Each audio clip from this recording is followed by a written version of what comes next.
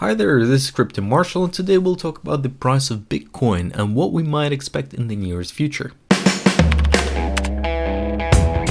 First of all, I would like to mention is that, surprise surprise, our old levels of support since the beginning of 2021 are still intact. In fact, they are currently located in our upper structural support of 40 to 42k, which was established in January the 8th.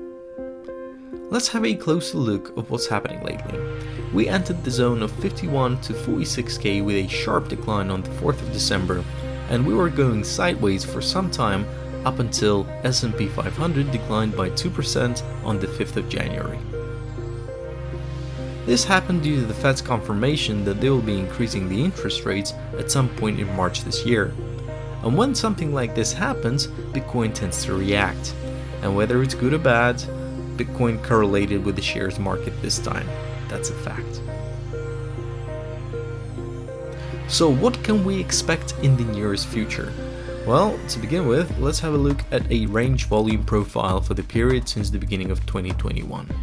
As we can see, the greatest amount of trades were seen at 34k and around 47 to 48k. The majority of accumulated Bitcoins happened within the range of 31 to 39k. It gives us some reference towards the preference of the market. I think we might see a bounce from current level of support to test that downgrading trend line, which is at around 45.5 to 46k. But then I would still expect further selling pressure beyond our current level of support, and now I would say it could test that 33.9 to 34k point of trending interest.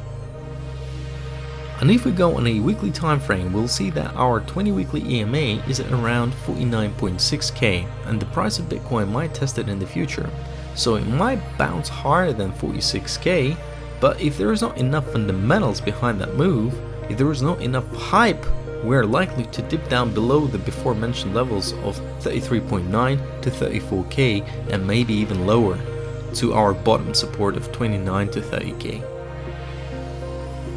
And even though we've just received the news from Spanish member of the Congress of Deputies to propose making Spain as crypto hub amid disturbance in Kazakhstan, it is still not considered as a major hype to attract more buying power from retail and institutional investors.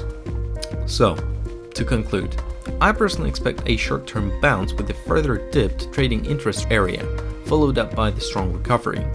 Because by that time the Fed and the market will price in any upcoming CPI inflation rates to share prices, and we might see an overall uplift.